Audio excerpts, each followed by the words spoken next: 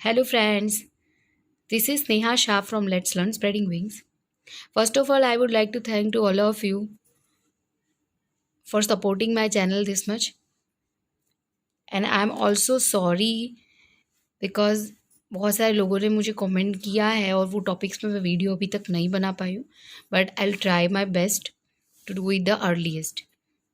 Today we are going to learn depreciation accounts, that is chapter 2 from part 2 of account of class 11. Part 2 जो है ना accounts में, उसका second chapter है depreciation accounts. उसमें से टेक्सचुअल एक्सरसाइज का क्वेश्चन 5 का सम नंबर 9 आज हम देखने वाले. Those who are new to the channel, please subscribe it and please press the bell icon for the notification of my further videos. ज़्यादातर इंग्लिश ग्रामर और वोकेबलरी के वीडियोज़ में अपलोड करती रहती हूँ. एक्चुअली लाइव क्लास में हमने depreciation account में वन मशीन में सेलिंग प्राइस फाइंड करनी है तो उसको कैसे करते वो तो ढूंढना है. मतलब एक ही मशीन के लिए अगर आपको अकाउंट्स लिखना है तो वो हमने सीखा है, बट जब 2 मशीन हो तब तो वो ऑनलाइन लाइव क्लास में सिखाना उतना ठीक नहीं लगा मुझे. उसके लिए मैंने ये वीडियो बनाया है.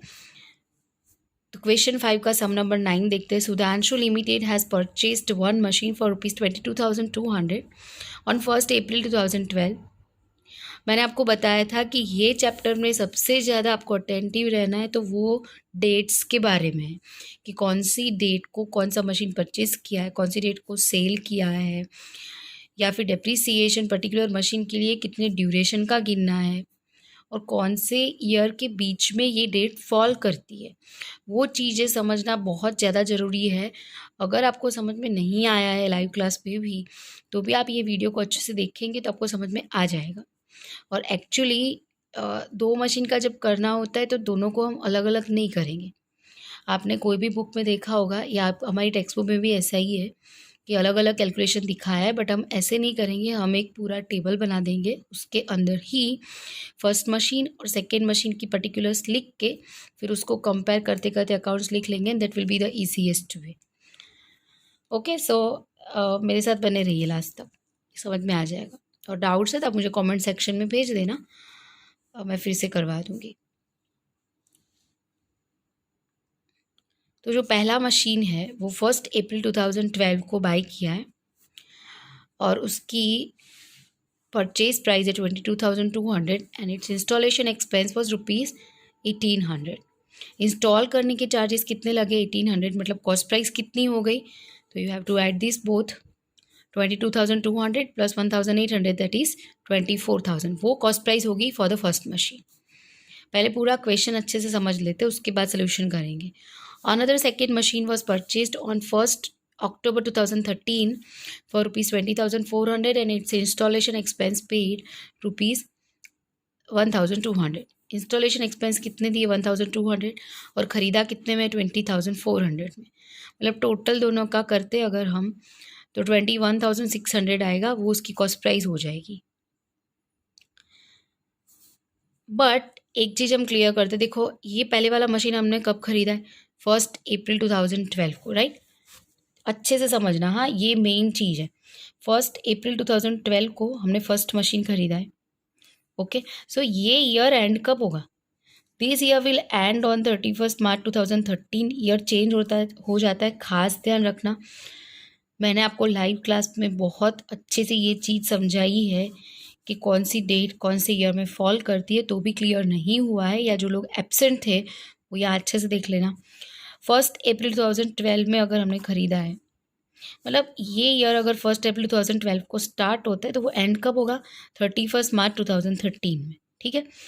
अब हमारा जो सेकेंड मशीन बाय किया ना, वो कौन सी डेट पे ख़रीदा है? देखो यहाँ पे 1 अक्टूबर 2013 में. सेकेंड मशीन हमने बाय कब किया? 1 अक्टूबर 2013 में. अब आपको डिसाइड ये करना है कि ये जो पहला वाला ईयर है उसके अंदर ये डेट आती है कि नहीं.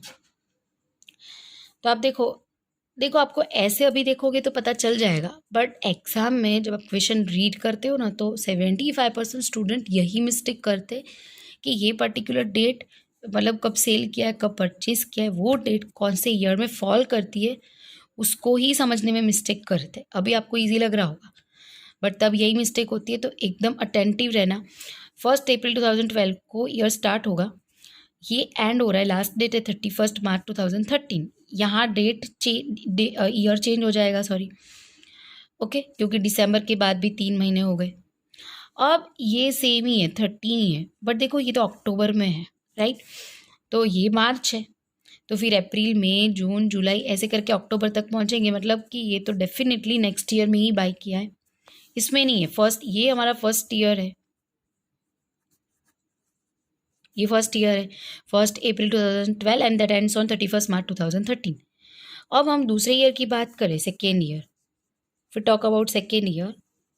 तो सेकेंड ईयर में क्या, इट स्टार्ट्स फ्रॉम 1 अप्रैल 2013 से लेकर के 31 मार्च 2014 को वो एंड होगा, ठीक है। तो ये डेट इसके अंदर आ जाएगी, 1 अक्टूबर 2013 में हमने इसको बाई किया है, ओके। तो ये सेकेंड ईयर में हमने बाई किया है, उतना माइंड में रखना। अब देखते हैं हमें क्या करना है आगे। बोला है कि every year company provides depreciation eight 10% under reducing balance method, मतलब कि रिटर्न डाउन वैल्यू मेथड से 10% हम डेप्रिसिएशन गिनते हैं। On 31 March 2015 first machine was sold at 20% loss of its book value. अब देखो बेचा कौन सा है, फर्स्ट मशीन, जो सेकेंड मशीन जो हमने बाय किया ना सेकेंड ईयर में, वो नहीं बेचा, बट कब बेचा है फर्स्ट मशीन, 31 मार्च 2015। तो आपके माइंड में थोड़ा उतना क्लियर होना चाहिए कि कहाँ तक हमें अकाउंट्स लिखने पड़ेंगे। तो हमें पहला ईयर तो हमें पता है कि 1 अप्रैल 2012 से लेके 31 मार्च 2013 तक का है। फिर दूसरे ईयर है 1 अप्रैल 2013 से लेके 31 मार्च 2014, बट अभी तक फर्स्ट मशीन सेल नहीं किया। फर्स्ट मशीन कब सेल कर रहा है, 31 मार्च 2015 को, मतलब अगर हम थर्ड ईयर की बात कर ले तो that will start from 1 April 2014 to 31 March 2015। याद रखना कि अप्रैल टू मार्च वाला ईयर होता है, उसमें हमेशा ईयर चेंज हो जाता है, और ये डेट पे ही हमने फर्स्ट मशीन सेल किया है, मतलब यहाँ तक के अकाउंट्स तो लिखने ही होंगे। अब आगे देखते हैं क्या बोला है। From the above information pass journal entries for the first year and prepare machine account for the first 3 years in the books of company. अब जर्नल एंट्री तो लिखनी है, बट सिर्फ फर्स्ट ईयर के लिए। तो फर्स्ट ईयर में हमने दूसरा मशीन तो खरीदा भी नहीं है ना। तो फर्स्ट ईयर की जो आप जर्नल एंट्रीज लिखोगे वो सिर्फ और सिर्फ पहले मशीन के लिए आएगी, और वो भी सिर्फ फर्स्ट ईयर के लिए, मतलब ये वाले ईयर के लिए लिखना है, 1 अप्रैल 2012 से लेकर के 31 मार्च 2013 तक का। और मशीन अकाउंट भी प्रिपेयर करना है, यहाँ पे आपको डेप्रिसिएशन अकाउंट नहीं बनाना है, साथ साथ में आपको फाइनल अकाउंट्स में इफेक्ट भी नहीं देनी है, सिर्फ आपको मशीन अकाउंट बनाना है पहले 3 सालों के लिए। अब कन्फ्यूजन बहुत ज़्यादा है, क्योंकि डेप्रिसिएशन हमको गिनना है दोनों मशीन का, क्योंकि दूसरे साल जब मशीन आ जाएगा, दूसरा मशीन दूसरे साल हम बाय कर लेंगे, तो उसके एंड में, मतलब कि 31 मार्च 14 को हमें वो भी तो डेप्री गिनना पड़ेगा। तो उसको बहुत ईजी बनाने के लिए हमने ये चीज़ करी है, calculation of depreciation and selling price. ऐसे हम टेबल बना देंगे पर्टिकुलर्स फर्स्ट मशीन और सेकेंड मशीन, मतलब फर्स्ट मशीन की सारी पर्टिकुलर्स यहाँ पे, सेकेंड मशीन की यहाँ पे। तो जब हमें डेप्रीसिएशन लेना होगा तो साथ में ही हम ऐसे ही एक ही लाइन में होगा, मतलब तो इजीली हम ऐड करके ले पाएंगे, ठीक है। अब हम स्टार्ट करते, पहली जो हमारी डेट है, कॉस्ट प्राइस ऑन 1 अप्रैल 2012। 1 अप्रैल 2012 को साथ साथ में क्वेश्चन रिफर करते जाएंगे। 1 अप्रैल 2012 में हमने मशीन बाय किया था, उसकी कॉस्ट प्राइस कितनी थी, तो 22,200 प्लस 1,800, ऐसा करके हमारे पास 24,000 कॉस्ट प्राइस उसकी आ रही थी। कितना था, 22,200 प्लस 1,800, तो कॉस्ट प्राइस हमारी कितनी थी, 24,000। और डेट तो हम यहाँ लिख लेंगे 1 अप्रैल 2012 को, ठीक है। तब हमने सेकेंड मशीन बाय किया था नहीं, तो उसमें डैश डाल दो, माइनस डेप्रीसिएशन, डेप्रीसिएशन माइनस करते, कब माइनस करेंगे, at the end of the year. And कब होगा ये ईयर, 31 मार्च 2013 को, ओके। अब डेप्रीसिएशन हमें गिनना है, और डेप्रीसिएशन का रेट कितना है, 10%। 10% रेट है, तो इसका 10% कितना होगा, 2,400। बट ये लिखने से पहले मेक श्योर कि वो मशीन पूरा साल बिजनेस फॉर्म में रहा है कि नहीं। तो यहाँ पे देखो, ये फर्स्ट मशीन है, 1 अप्रैल 2012 को हमने बाय किया, मतलब कि पहली ही डेट में बाय कर लिया, तो पूरा साल बिजनेस फॉर्म में है, तो हम पूरे साल का डेप्रीसिएशन गिन लेंगे 2400। सेकेंड मशीन में तो डैश, क्योंकि सेकेंड मशीन अभी तक हमने बाय किया ही नहीं है, डेप्रीसिएशन माइनस कर लेंगे, कितना बचा 21,600। सी यहाँ पे हमने रुपीज़ ऊपर लिख ही लिया है, तो हमें अगेन एंड अगेन रुपीज़ का सिंबल लिखने की नहीं ज़रूरत। ये क्या हो जाएगा, 21,600 क्या हो जाएगी, बुक वैल्यू एज ऑन कौन सी डेट की बुक वैल्यू है, ये 1 अप्रैल 2013 की। देखो यहाँ पे ईयर चेंज मत कर देना, क्योंकि ये तो इसका ही दूसरा दिन है, उसका ही नेक्स्ट डे है। ये मैंने लाइव क्लास में बहुत बार बोला है आपको कि यहाँ मिस्टेक होती है, ईयर यहाँ से ही चेंज हो जाएगा तो बीच में एक ईयर ही पूरा उड़ जाएगा, तो वो ध्यान रखना कि यहाँ डेट चेंज नहीं करनी है। अभी तक सेकेंड मशीन तो आया ही नहीं, तो उसमें तो डैश ही डालते हैं। अब आ जाते हैं डेप्रीसिएशन गिनने के लिए, बट ये सेकेंड ईयर का हम लिखे उसके पहले याद कर लो कि हमने सेकेंड ईयर में ही 1 अक्टूबर 2013 को हमने मशीन बाय किया था, तो उसकी एंट्री करनी पड़ेगी। कॉस्ट प्राइस कब बाय किया है, 1 अक्टूबर, मतलब नहीं, यहाँ तो डैश ही आएगा ना, क्योंकि फर्स्ट मशीन में तो कुछ है ही नहीं, फर्स्ट मशीन तो नहीं बाय किया ना, सेकेंड मशीन किया है, तो उसकी 1 अक्टूबर 2013 को बाय किया। कितने में बाय किया है, कॉस्ट प्राइस कैसे लिखेंगे, 20,400 प्लस इंस्टॉलेशन एक्सपेंस से 1,200, 20,400 प्लस इंस्टॉलेशन एक्सपेंस है 1,200, तो वो क्या हो जाएगा, हो जाएगा 21,600। ये कॉस्ट प्राइस हमने लिखी, बट सेकेंड मशीन की, इसके लिए सेकेंड मशीन वाले कॉलम में हमने लिखा, फर्स्ट मशीन में हमने डैश डाल दिया। अब ईयर एंड कब होगा, माइनस डेप्रीसिएशन अब गिनेंगे हम, कौन सी डेट को, तो ईयर कब एंड हो रहा है 31 मार्च 2014 को, तो इसमें तो पूरे का पूरा आएगा, क्योंकि वो पूरा साल रहा है बिजनेस फॉर्म में।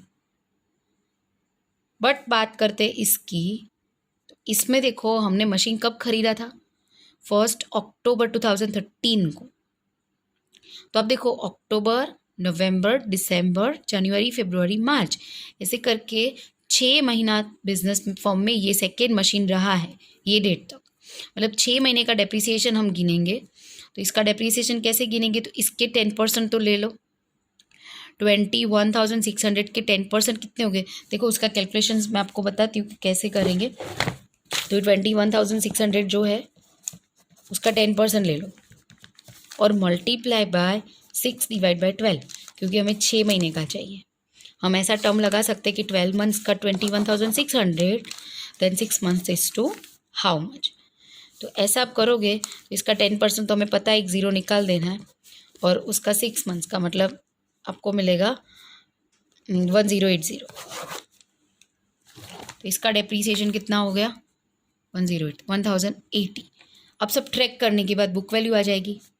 बुक वैल्यू कौन सी डेट की, 1 अप्रैल 2014 की, यहाँ पे भी वही डेट 1 अप्रैल 2014। तो इसमें से इसको सब ट्रैक करेंगे तो 19,440, और इसमें से इसको काटेंगे तो 0 में से 0 होगा, तो 10, 5,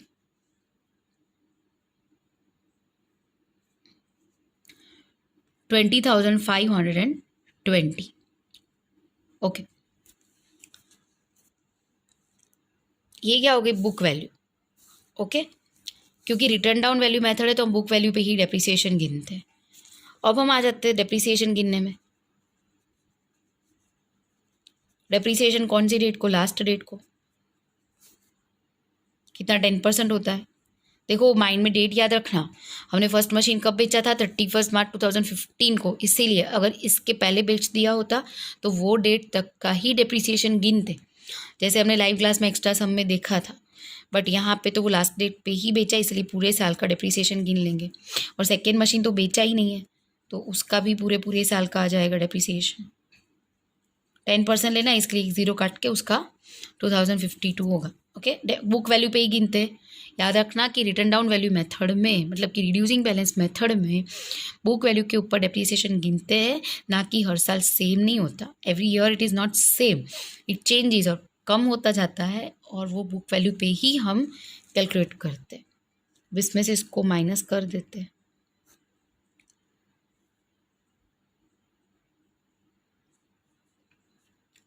और 0 में 6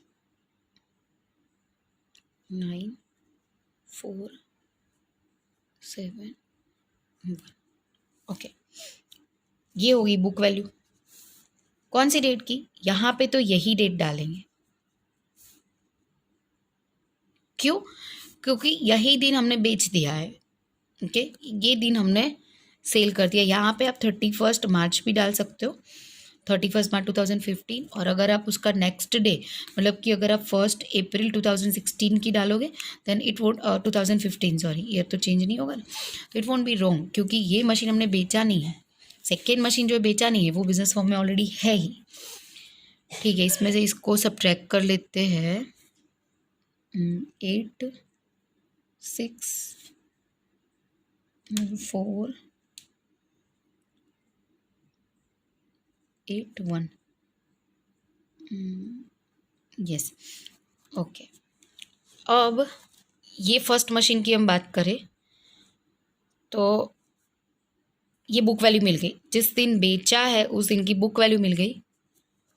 क्या बोला है क्वेश्चन में हमको? क्वेश्चन देख लेते हैं कि 31 मार्च 2015 को first machine was sold at 20% loss. तो हमने सीखा था कि लॉस क्या करते हैं, हम माइनस कर देते हैं। माइनस लॉस कितना? 20%। इसका 20% अप्रॉक्सीमेटली मिलेगा आपको, एग्जैक्ट वैल्यू नहीं मिलेगा इसका, यही डेट को। इसका आप लॉस गिनोगे ना, 20 20% कैलकुलेटर में करना, और फिर नज़दीक की जो डेसिमल प्लेस वाली वैल्यू है वो ले लेंगे, मतलब नज़दीक का उसका इंटीजर ले लेंगे अप्रॉक्सीमेट, क्योंकि एग्जैक्ट वाला पॉइंट में आएगा तो हम पॉइंट में नहीं लिखेंगे। इसमें से इसको माइनस कर लो तो ये मिल जाएगा हमें सेलिंग प्राइस। बट ये तो फर्स्ट मशीन के लिए ही है, सेकेंड मशीन तो बेचा ही नहीं है, तो उसमें डैश डैश। ओके, समझ में आया? ऐसे पूरा टेबल बनाने का क्या मतलब, like it will be helpful to you. यहाँ से आपको पता चल जाएगा कि फर्स्ट ईयर में कितना डेप्रिसिएशन गिनना है, सिर्फ 2400। अब हम सेकेंड ईयर में आ जाते हैं तो सेकेंड ईयर में कितना डेप्रिसिएशन गिनना है हमको टोटल मशीन अकाउंट में। तो ये वाला फर्स्ट मशीन का और ये वाला सेकेंड मशीन का, इनको ऐड करके लिख लेंगे। थर्ड ईयर में आ जाते हैं तो थर्ड ईयर में हमको फर्स्ट मशीन का इतना डेप्रिसिएशन गिनना है और सेकेंड मशीन का इतना गिनना है। तो ये कैलकुलेशन ईजी हो जाए ना, इसके लिए ही हमने ये टेबल बनाया। आई होप यू अंडरस्टूड। ओके, तो ये हमने तो कैलकुलेशन तो कर लिया, बट हमको जो मेन चीज़ें बोली है वो करनी तो अभी बाकी है। सबसे पहले तो जर्नल एंट्रीज लिख लेंगे। जर्नल एंट्रीज पहले मशीन की ही लिखनी है, क्योंकि पहले साल के लिए बोला है, क्योंकि तब तक तो हमने दूसरा मशीन बाई भी नहीं किया था, क्योंकि 1 अप्रैल 2012 को उसको बाई किया। तो उसकी एंट्री क्या होगी हमें पता है, मशीन बाई करते मशीन बिजनेस फॉर्म में आता है, तो machine account is debited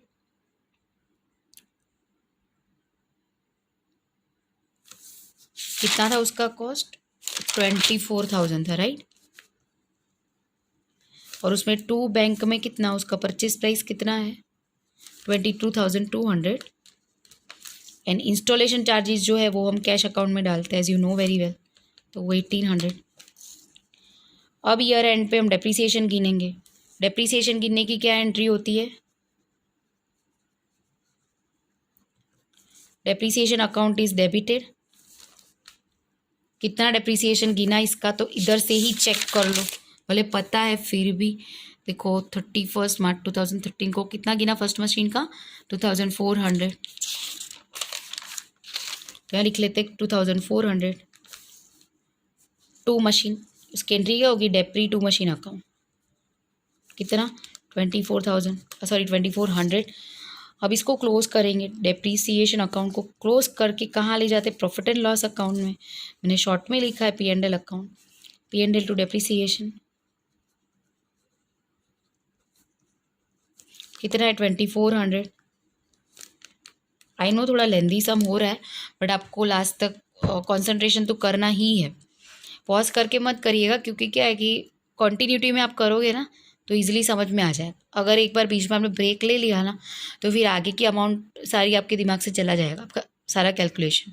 so better है कि एक बार बैठ के आराम से कंटिन्यूटी में ही ये सम को कर लो पूरा, और मेरे साथ साथ में ही गिनते जाओ। गिनने में आपको जितना भी वक्त लग रहा है वो उतना टाइम के लिए आप बीच में पॉज कर सकते हो।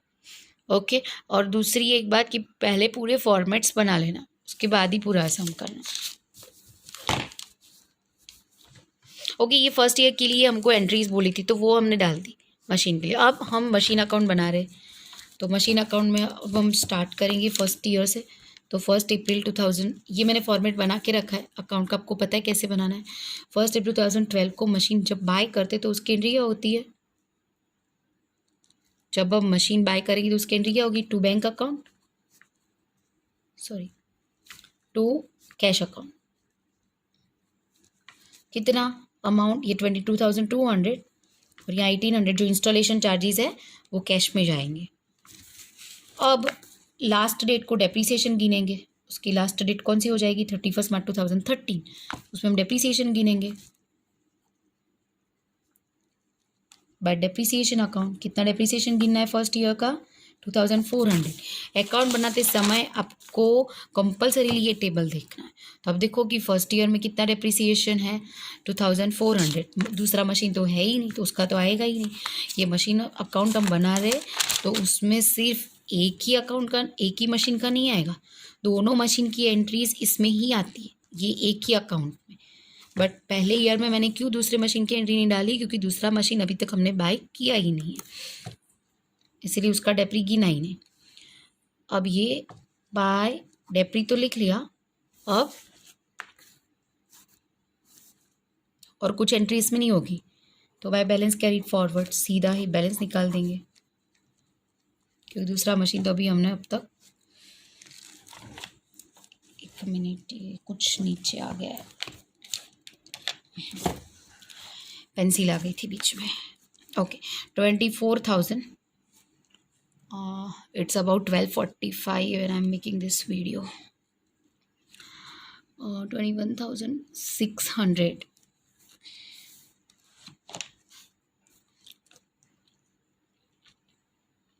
ओके, यहाँ तक का समझ में आ गया ना? फर्स्ट मशीन वाला हो गया। अब ये जो मशीन मतलब ये जो बैलेंस हमने कैरी फॉरवर्ड किया वो नेक्स्ट ईयर के लिए क्या बन जाएगा? ओपनिंग बैलेंस हो जाएगा। नेक्स्ट ईयर याद रखना कि ईयर चेंज नहीं होगा, सिर्फ डेट चेंज होगा। फर्स्ट मतलब उसका नेक्स्ट डे ही लिखना है। तो 1 अप्रैल 2013 में लिखेंगे कि टू बैलेंस ब्रॉट डाउन कितना है? वो 21,600, वो ला दिया हमने। अब यही साल में हम मशीन खरीद रहे, वो दूसरा वाला, तो उसकी एंट्री बना दो। 1 अक्टूबर 2013 को हम खरीद रहे, टू बैंक अकाउंट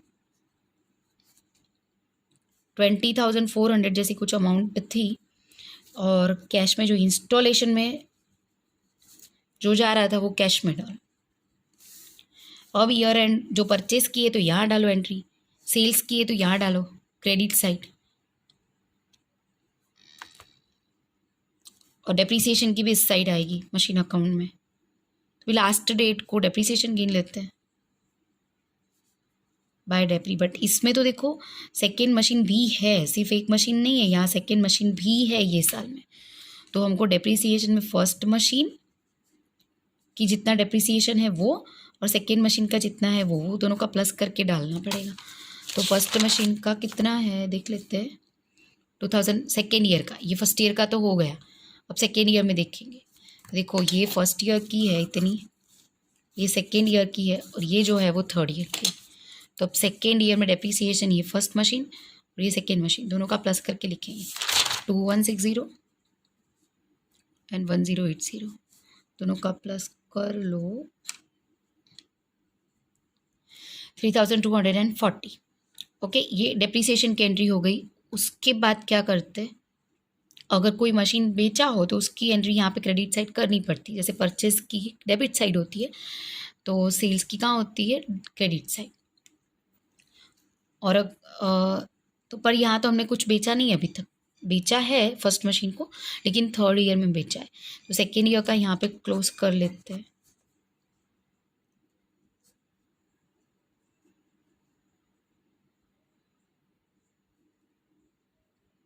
नहीं, ये कुछ गलत हो गया, 6 और 4, हाँ 0 0 और ये 2 और 1 3 और ये 4, 43,200 हो रहा है। तो यहाँ पे मैंने डाल दिया 43,200। इसमें से मैं ये माइनस कर दूँगी, 4 और 6 10 और 1 1 और 3, तो 9 9 और 12 1 1 और 4 3 4 4 और हमें जाना है 13 तक। तो और 9 ऐड कर दो एंड फिर 1 और 3। Yes, okay. आपको ये ऐसे ही मेंटली नहीं फा रहा है, आप कैलसी से कर लो, कोई दिक्कत नहीं। 43,200 में से आप इसको माइनस कर सकते। मैंने मेंटली किया है, बट आप कैलसी से कर लेना। By balance carried forward. अब नेक्स्ट ईयर के लिए ओपनिंग बैलेंस हो जाएगा वो, नेक्स्ट ईयर मतलब दैट स्टार्ट्स फ्रॉम 1 अप्रैल 2014। याद रखना, ईयर चेंज नहीं होगा। और हाँ, यहाँ पे भी डेट तो डालनी पड़ेगी ना, वो रहेगी ना। अब यहाँ लिखेंगे टू बैलेंस ब्रॉट डाउन, या तो ब्रॉट फॉरवर्ड लिख सकते हो आप। कितना? 39,960। ये वही सेम बैलेंस है, ये क्लोजिंग बैलेंस है सेकेंड ईयर के लिए। थर्ड ईयर के लिए ये क्या हो जाएगा? Opening balance. अब यहाँ पे हमने मशीन बेचा है, उसकी एंट्री पहले डाल देते हैं। फर्स्ट मशीन जो बेचा है ना, by sales account, sorry by sales नहीं, बाय बैंक। चेक से हमको पेमेंट मिला होगा, ऐसा हम अज्यूम कर लेते हैं। कितनी थी सेलिंग प्राइस? 13,997 फर्स्ट मशीन की। दूसरा मशीन तो बेचा ही नहीं है, तो उसकी एसपी नहीं लिखनी। 13,997। हाँ, और डेप्री की भी एंट्री करनी पड़ेगी। उसके पहले तो डेप्री की लिखा होगा, तो बाय डेप्री अकाउंट। डेप्री में ऐसा है कि फर्स्ट मशीन का कितना है और सेकेंड मशीन का कितना है वो देख लेते हैं। डेप्री में यहाँ पे तो थर्ड ईयर का, हाँ ये वाला थर्ड ईयर का है। 1944 एंड 2052। ये गलती से मैंने ये मार्क यहाँ तक कर लिया है, बट ये यहाँ तक नहीं है एक्चुअली, सेकेंड मशीन का यहाँ तक ही था। तो अब देखो 1944 2052, फर्स्ट मशीन का 1944 जो हमने बेच दिया है, और दूसरे मशीन का 2052 करके 6। इतना जब इजी कैलकुलेशन हो तो तब तो फिर अगर आप ऊपर से आप कैलकुलेटर लोगे तो टाइम ज़्यादा लग जाएगा। तो थोड़ा मेंटल मैथ्स कैसे करना है वो थोड़ा सीखना पड़ेगा आप लोगों को। उससे क्या आपकी स्पीड बढ़ जाएगी। हर बार कैलसी यूज़ करोगे तो वो भी थोड़ा टाइम ज़्यादा लेता है। और एक और चीज़ के मैंने आपको पहले से बताया हुआ है कि आप जो भी कैलकुलेटर यूज़ कर रहे हो वो कोई पर्टिकुलर एक ही कैलकुलेटर रखो कि जो आप बोर्ड की एग्ज़ाम में वही यूज़ करने वाले हो, 12th की भी। तो वही पर्टिकुलर कंपनी का कैलकुलेटर यूज़ करो, ताकि आपकी स्पीड चेंज ना हो जाए जब आप नया कैलकुलेटर लो ना तब, क्योंकि एग्ज़ाम में तो आपको मोबाइल मिलने नहीं वाला। ओके, ये हमने डेप्रीसिएशन लिख लिया। हाँ, फिर लॉस की एंट्री करनी पड़ेगी क्योंकि लॉस हुआ है। ये याद रख लेना। देखो, लॉस की एंट्री क्या होती है? जब लॉस होता है ना मशीन का, तो उसकी एंट्री ये होती है कि P&L अकाउंट डेबिटेड। एंट्री कुछ ये होती है। अगर जर्नल एंट्री की बात करूँ ना मैं, तो जर्नल एंट्री ये होती है P&L account is debited to machine account. पर लेजर पोस्टिंग कैसे होगा? मशीन अकाउंट को तो क्रेडिट ही करेंगे, है ना। तो मशीन के अकाउंट में क्रेडिट साइड लिख लो बाय P&L अकाउंट, फिर लिख लो लॉस। कितना लॉस था यहाँ देख लो, आपने लॉस माइनस किया था 349 में, वो लॉस है 349। याद रखना, हमेशा लॉस है ना तो वो मशीन में क्रेडिट आ जाएगा, अगर प्रॉफिट हुआ है तो वो डेबिट आ जाएगा, क्योंकि प्रॉफिट की एंट्री उससे उल्टी होगी। प्रॉफिट की एंट्री क्या होगी? चलो आप लोगों को बताना है मेरे साथ साथ, कमेंट सेक्शन में लिख लेना। चलो, अगर प्रॉफिट होता है तो एंट्री क्या होती है, ठीक है, कमेंट सेक्शन में लिख के बता देना। चलो, बैलेंस ढूंढ लिया, अब हो गया। अब थर्ड मशीन भी, मतलब फर्स्ट मशीन बेच दिया, सेकेंड मशीन को बेचना नहीं है। अगर एक ही मशीन होता ना तो बेचने के बाद ये दोनों टैली हो जाता, बट यहाँ पे 2 मशीन है, तो फर्स्ट मशीन चला गया, लेकिन सेकेंड मशीन का तो कुछ ना कुछ बचा होगा, इसीलिए ये टैली नहीं होगा। इसमें से ये सब का प्लस करके हम माइनस कर लेंगे तो हमको ये मिलेगा 18,468। आपको क्वेश्चन ये होगा कि मैंने सीधा ही कैसे लिख लिया, इसको प्लस करे भी ना, तो बहुत सिंपल है। सेकेंड मशीन का जितना बैलेंस है वही आएगा ना, देखो आप, क्योंकि फर्स्ट मशीन तो चला गया, सेकेंड मशीन का कितना बैलेंस बचा था, बुक वैल्यू 18,468, वही आएगा। बट उसमें हमको फिर पर्टिकुलरली ऐसा लिखने की नहीं ज़रूरत है कि ये सेकेंड मशीन का बैलेंस है कि फर्स्ट मशीन का है। अब हम जब फोर्थ ईयर का बनाएंगे तो अब हम फोर्थ ईयर में टू बैलेंस ब्रॉड फॉरवर्ड क्या ले लेंगे, यही वाला जो सेकेंड मशीन का जो बचा है वही। ठीक है, I hope you have understood this sum. कुछ भी डाउट है तो मुझे कमेंट सेक्शन में भेज सकते। If you want a video on any particular topic of any particular subject, then you can comment me. Thank you so much. Please keep sharing.